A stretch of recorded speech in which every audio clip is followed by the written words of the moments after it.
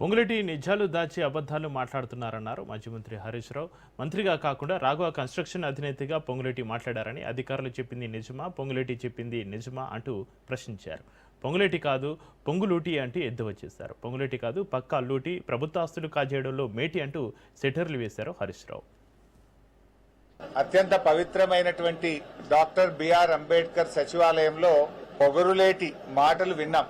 ఆ పొగరులేటి సెక్రటేరియట్ కు ఒకవైపు డాక్టర్ బాబాసాహెబ్ అంబేద్కర్, ఒకవైపు బిర్లా మందిర్లో వెంకటేశ్వర స్వామి ఆలయం, మరొక వైపు అమ్మవారు, మరొక వైపు మస్జీదు, చర్చు.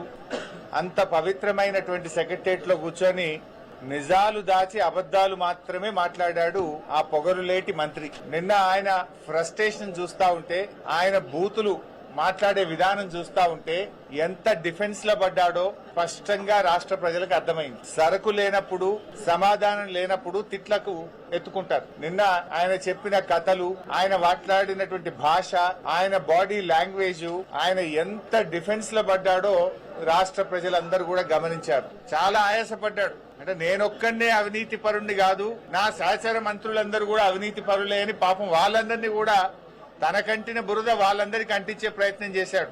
జూపల్లి కృష్ణారావు గారి కుంభకోణాన్ని ఆయనే బయటపెట్టాడు. ముఖ్యమంత్రి కుటుంబ సభ్యుల టెండర్ల కుంభకోణాన్ని ఆయనే బయటపెట్టుకున్నాడు. బట్టి విక్రమార్క గారి ఆర్థిక శాఖలో బిల్లులు ఇయ్యడానికి పర్సంటేజీల కుంభకోణాన్ని ఆయనే గుర్తు చేశాడు.